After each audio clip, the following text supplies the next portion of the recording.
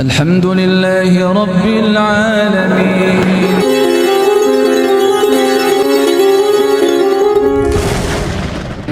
Kalau sudah diberi jaminan seperti itu masih kita tidak manfaatkan, butuh jaminan seperti apa lagi dari Allah Subhanahu wa taala? Butuh respon seperti apa lagi dari Allah Subhanahu wa taala? Allah sudah membuka diri, sudah membocorkan komitmennya kepada kita. Seperti itu di antara rahman rahimnya Allah.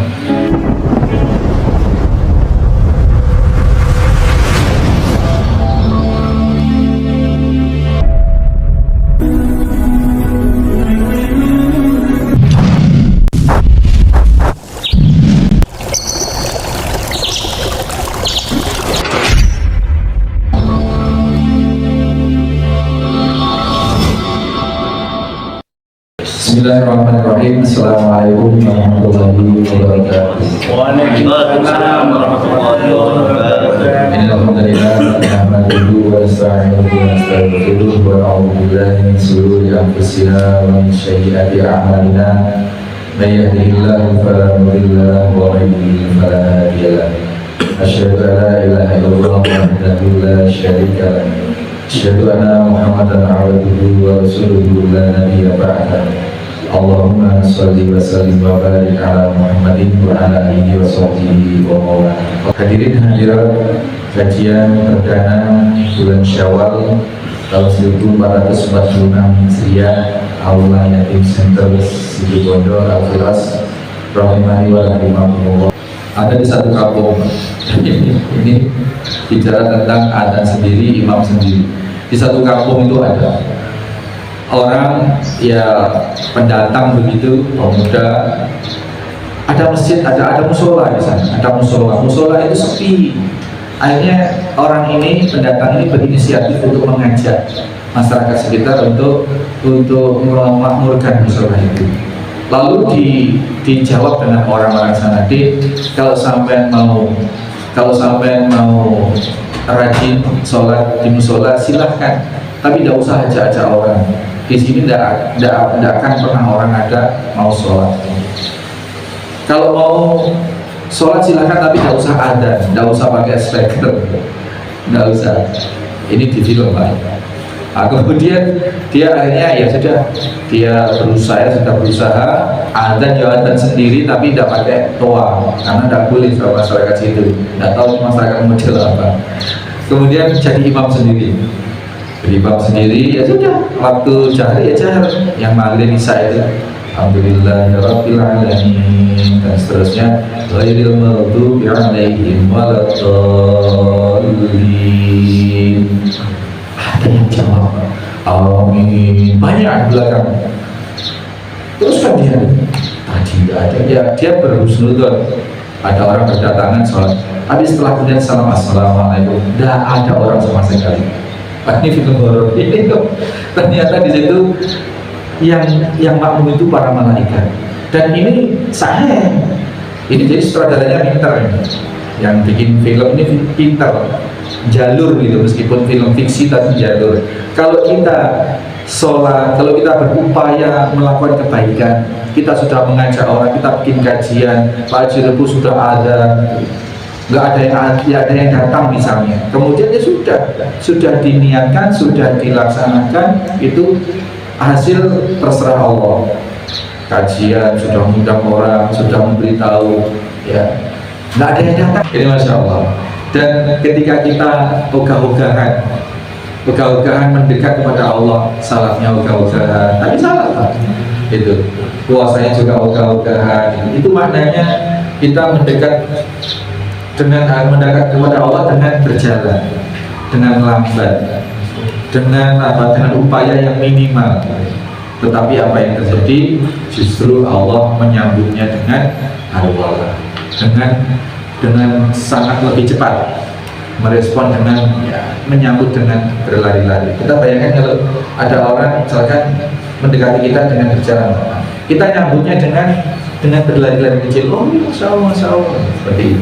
Nah, ini Allah Subhanahu wa taala kita bisa kenali bahwa sedemikian Allah Subhanahu wa taala itu menyambut.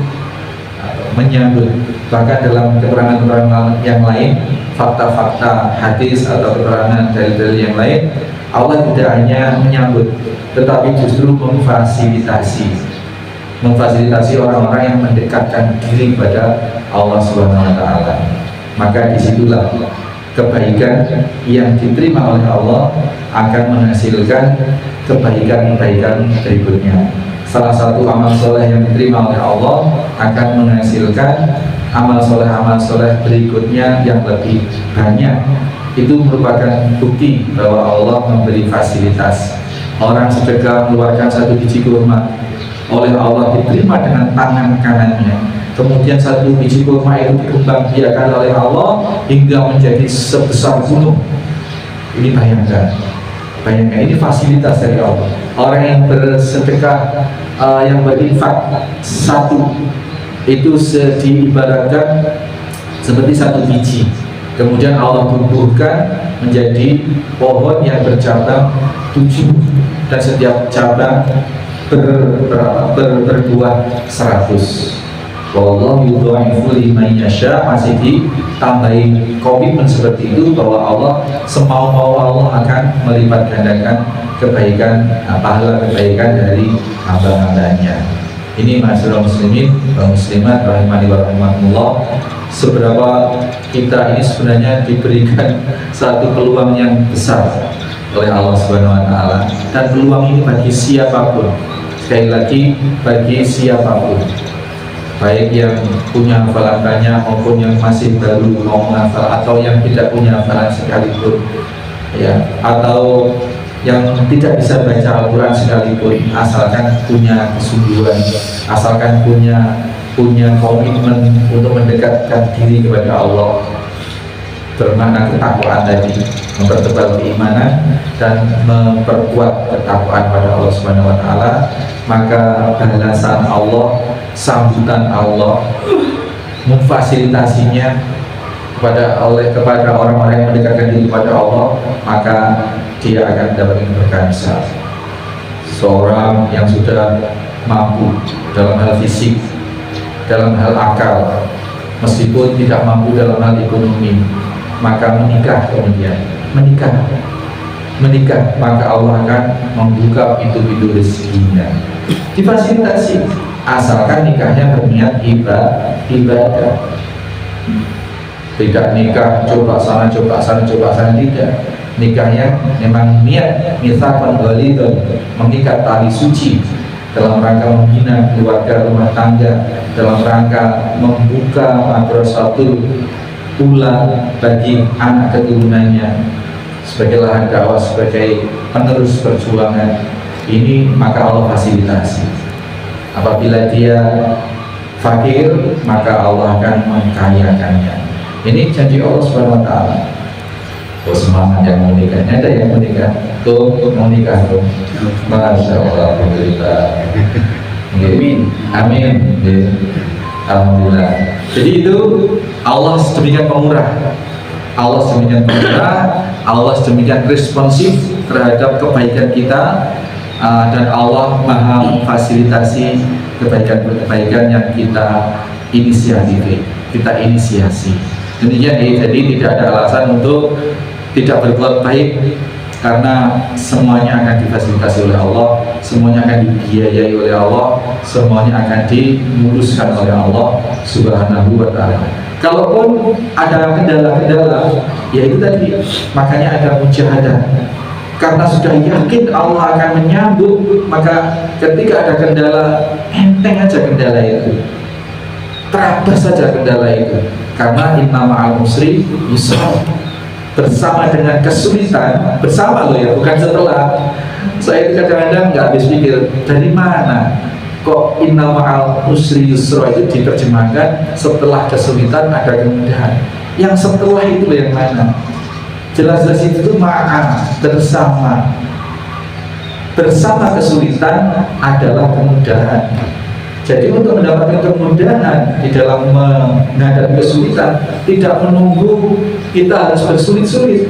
Justru di dalam kesulitan itu ada kemudahan. Di mobil, di kacanya itu loh Pak, ditulis inna ma'al usri yusra, bahwa terjemahnya setelah kesulitan ada kemudahan. Nah di situ bukan tak ada. Kalau yang terjemah seperti itu harusnya kalimatnya inna ba'dal usri yusra. Sesungguhnya setelah kesulitan ada kemudahan. Nah di situ jelas-jelas ma'a bersama. Ini menumbuhkan optimisme yang lebih pada kita bahwa untuk bisa memperoleh keberhasilan tidak harus kita tertimpa kesusahan, tidak harus. Karena kalau kendala itu kita jalani, maka kita bisa tidak usah susah, bisa tidak usah bangkrut, bisa tidak usah mengalami kerugian gitu. Nah kalau setelah kesulitan ada kemudahan, itu berarti maknanya kita harus bangkrut dulu baru jaya, kita harus sedih dulu baru nanti bahagia. Tidak harus, karena jelas nasnya seperti itu. Nah inilah optimisme kita dalam melakukan kebaikan-kebaikan, dalam rangka melakukan pendekatan sejengkal, sehasta, sak depo dan seterusnya. Dengan titak-titak langkah kita, Allah akan menyambut dengan respon yang lebih cepat. Kemudian ini semacam makalah atau materi yang singkat, tapi insya Allah cukup jelas urusannya. Ini memperjelas, dan inilah yang dilakukan oleh para kekasih Allah, para waliullah itu. La khaufun alaihim wa lahum yahzanun. Dalam rangka menghadapi hambatan, dalam rangka menghadapi rintangan-rintangan, dia tidak merasa ada ketakutan sedikitpun dan kekecewaan sedikitpun. Gitu nih. Monggo adik-adik mungkin ada yang ingin disambung dari sini. Ini cukup jelas, cukup pendek, ya, hadis qudsi yang Allah yang kata-katanya langsung dari Allah Subhanahu Wa Taala disambungkan oleh Nabi Sallallahu Alaihi Wasallam pada kita semua. Untuk para sahabat ada yang bisa disimpulkan? Oke, yang tentang sholat dan adzan. Ada. Ya. Jadi di suatu tempat itu ada banyak masjid, jadi sudah adzan, tapi lama nunggu tidak ada jamaah yang datang. Jadi yang adzan itu sholat sendiri itu niatnya apakah sholat sendiri atau sholat imam? Niatnya sholat berjamaah, jadi imam. Imam sudah diyakini yang ikut sholat itu para jin muslim, para malaikat pasti datang. Malaikat pasti datang di tempat-tempat sholat itu. Jin-jin muslim juga pasti datang untuk sholat, terutama jin-jin muslim itu yang nyata-nyata derajatnya anggaplah di bawah kita. Jadi tadi itu niatkan aja sholat berjamaah. Yang nyata-nyata di situ sudah dikumandangkan adzan. Dan itu memang fenomena di mana-mana. Tidak hanya di sini, tidak hanya di Surabaya, tidak hanya di mana-mana. Adzan sendiri, khomat sendiri, jadi imam sendiri, itu sudah bukan rahasia. Dan seperti itulah dunia itu nanti akan lebih dahsyat seperti itu. Qadarullah. Kadang musola itu, masjid itu memang kaumnya kaum abangan yang tak lebur. Soalnya kayak tadi, sudah kalau sampai mau rajin sholat ke masjid, ke musola silakan, tapi nggak usah ajak orang. Adanya nggak usah pakai doa dalam ini. Ada kejadian betul itu di masyarakat. Ada faktor-faktor masjid musola sepi itu banyak. Bisa jadi memang orang-orangnya tidak lebur, bisa jadi orang di masyarakatnya itu memang lebur, tapi qadarullah mengelolanya itu yang tak lebur gitu. Kadang-kadang seperti itu. Ada anak kecil main dibentak-bentak, ada jamaah yang kurang rapi dimarahi, ada kan seperti itu. Sehingga banyak faktor kenapa masjid, kenapa musola itu sepi, banyak faktor. Bisa faktor ekstern dari masyarakatnya memang tidak respon terhadap kegiatan sholat, atau bisa jadi dari faktor intern, takmirnya saya tak lebur, bisa jadi.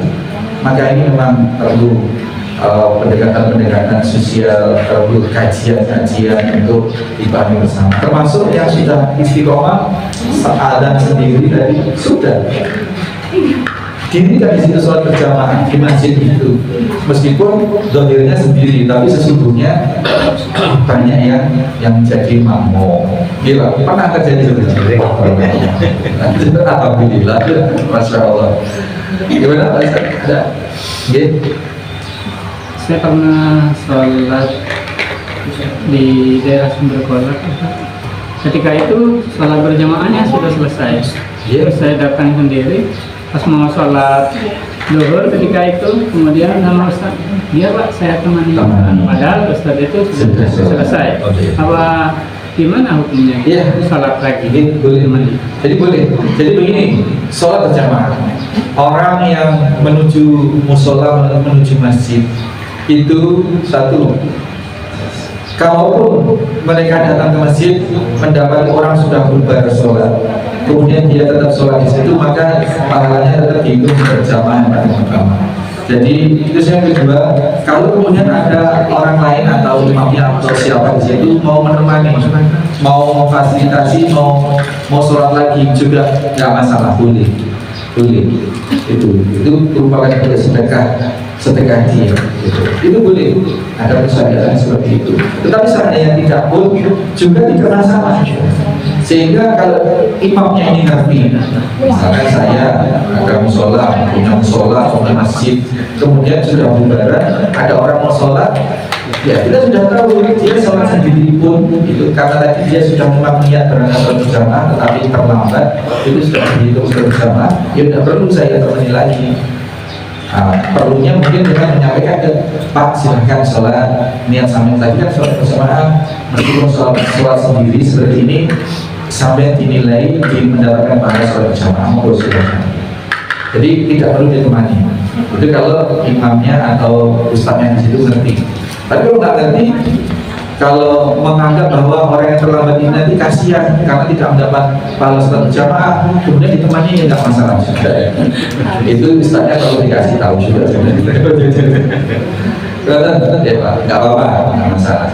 Ada Pak, saya juga punya teman di mana Tapen sana cerita, saya itu kalau sholat subuh itu bersama saya 2 kali. Dua kali gimana? Saya sholat berjamaah di masjid supaya dapat pahala sholat berjamaah, dan kemudian saya pulang karena istri itu lebih utama sholat di rumah, dan supaya dia juga mendapat sholat jamaah, saya lagi imami lagi istri di rumah. Ini terlalu tapi tidak, saya akan sholat. Yang ada kesulitannya adalah yang orang yang ke masjid lagi.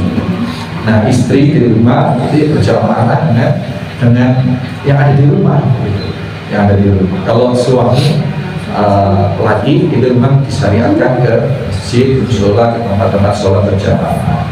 Nanti juga. Oke, Pak Kasar, ada sesuatu? Mungkin bisa digarisbawahi dari apa yang tadi. Bismillahirrahmanirrahim. Assalamualaikum warahmatullahi wabarakatuh. Hadis yang ke-96, firman Allah dari malaikat Jibril yang disampaikan Rasulullah lewat pembahasan yang kita bicarakan. Kalau kita ingin dekat kepada Allah, sejengkal Allah akan membalasnya dengan sehasta. Kita berjalan, Allah akan membalaskan dengan berjalan. Luar biasa, dan kesempatan Allah cinta pada kita di dalam kehidupan sehari-hari, Pak. Di seluruh kegiatan-kegiatan amalan yang kita jalani itu bab mujahadah, berjuang dengan ikhtiar-ikhtiar yang luar biasa, khususnya kepada menuju keimanan dan ketakwaan.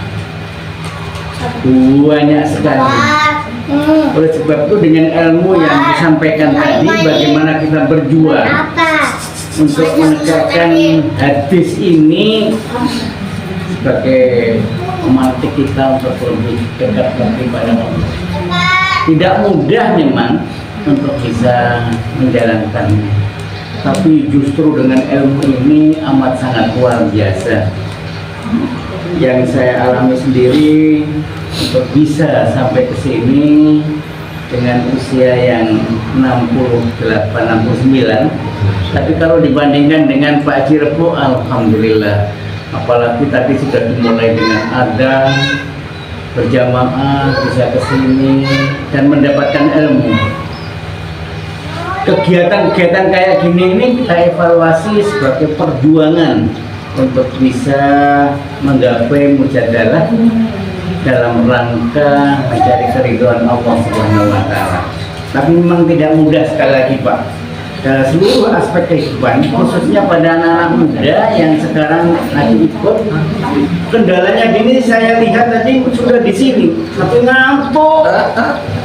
Tapi ini juga ada kegiatan-kegiatan seperti ini, tidak gampang. Tapi percayalah bahwa apa yang disampaikan hadis kursi ini kita yakini itu kebenaran, dan insya Allah pada Sabtu yang akan datang lebih tertarik lagi dengan materi-materi, bukan hanya dengan hadis 96, tapi dengan hadis dan Al-Quran yang lain yang harus kita pahamkan. Termasuk tadi ada pertanyaan, bagaimana kalau sudah sholatnya selesai bisa kita mengikuti karena jalan kita menuju ke sana sudah berniat untuk berjamaah. Oleh sebab itu sekali lagi Pak Ari mohon pencerahan untuk penguatan. Dalam perjuangan hidup ini memang tidak gampang dan tidak boleh menyerah. Perjalanan masih jauh, khususnya yang masih mencari ilmu. Saya sudah tua juga, kepingin terus-menerus berada dalam talabul ilmi, silaturahim dan menambah wawasan. Terima kasih. Assalamualaikum warahmatullahi wabarakatuh. Waalaikumsalam warahmatullahi wabarakatuh. Ya. Sebagai tambahan untuk memperkuat azam kita nih, aktivitas kebaikan kita, bahwasanya apabila kita sedang berada di tempat mungkin kita seperti ini, sudah kita tinggal sehari-hari di sini dan melaksanakan rutinitas kebaikan, maka ketika nanti kita terhalang oleh satu udzur syar'i, apakah sakit, apakah sedang safar, maka kegiatan kita yang rutin yang sudah kita istiqomahkan, apakah tilawatul Quran, sholat berjamaah, kajian yang merupakan riyadul jannah seperti ini, maka akan terus ditulis pahalanya meskipun kita sedang safar berhalangan berbulan-bulan keluar kota misalnya. Kita mudik 2 minggu 10 hari di kampung sehingga kita tidak bisa rutin sholat berjamaah di masjid, di musola, kita tidak bisa rutin kajian misalkan. Tetapi ketika kita masih mukim dan sehat, itu kebaikan-kebaikan kita rutinkan, maka ketika kita berudzur itu pahalanya tetap ditulis oleh Allah. Nah, dalam konteks hidup kita, sekarang kita masih sehat. Sekarang kalau perjalanan ini kan hanya temporer. Ketika nanti kita sudah ada udzur kesehatan, ya setiap kita pasti akan menemui akhir-akhir hayat, dan akhir-akhir hayat itu biasanya, umumnya tidak semua, itu diawali dengan pengurangan kesehatan oleh Allah, sakit yang apakah sebentar apakah lama.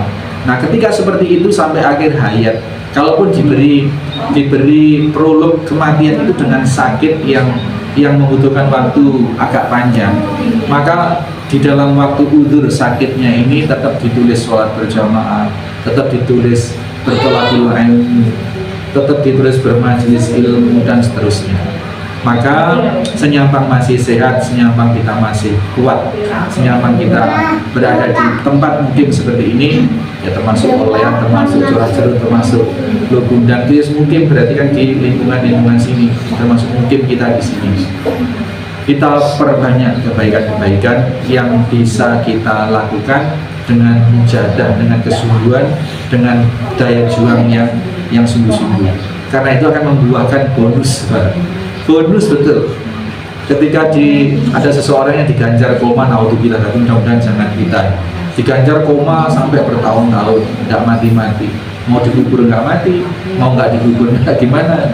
Tapi dalam konteks amal soleh yang dilakukan, amal kebaikan yang dilakukan, dirutinkan ketika masih sehat, orang yang seperti ini pun masih mendapatkan aliran pahala. Masya Allah, seperti Budi Kumdai. sudah nggak bisa ke masjid, sudah nggak bisa ke majelis taklim sekarang karena diganjar oleh Allah dengan sukunya yang dikurangi fungsinya oleh Allah, dibikin sakit oleh Allah. Tetapi ketika masih sehat, rutin melakukan kebaikan-kebaikan di luar, ya, maka kondisi udur sakit seperti ini, semua kebaikan yang dulu dirutinkan tetap tercatat loh. Salam nanti buat dai seperti itu, insya Allah. Bagaimana melakukan kebaikan-kebaikan apapun. Nah, maka ini salah satu wahana, salah satu fasilitas. Adalah fasilitas kajian ini setiap Sabtu di Al Muslim itu setiap malam Jumat, di mana At-Taqwa setiap Ahad pagi, itu adalah fasilitas untuk kita membuat atau kita membuat satu pola dalam hidup kita, pola kerutinan keistiqomahan, agar ketika kita nanti terhalang, apakah harus safar, apakah pas tidak bisa melakukan apa-apa karena sakit, pahala masih mengalir. Demikian, mudah-mudahan ini jadi satu motivasi yang harus kita yakini. Dan kalau sudah diberi jaminan seperti itu masih kita tidak manfaatkan, butuh jaminan seperti apa lagi dari Allah Subhanahu wa taala? Butuh respon seperti apa lagi dari Allah Subhanahu wa taala? Allah sudah membuka diri, sudah membocorkan komitmennya kepada kita. Seperti itu di antara rahman rahimnya Allah. Demikian ya, kita semua kita akhiri, mudah-mudahan berkah dan menjadikan jalan kebaikan lebih baiknya kita ke depan sampai kelak kita husnul khotimah. Amin Allahumma subhanakallahumma wa bihamdika asyhadu an la ilaha illa anta astaghfiruka wa atubu ilaik. Assalamualaikum warahmatullahi wabarakatuh. Waalaikumsalam warahmatullahi wabarakatuh.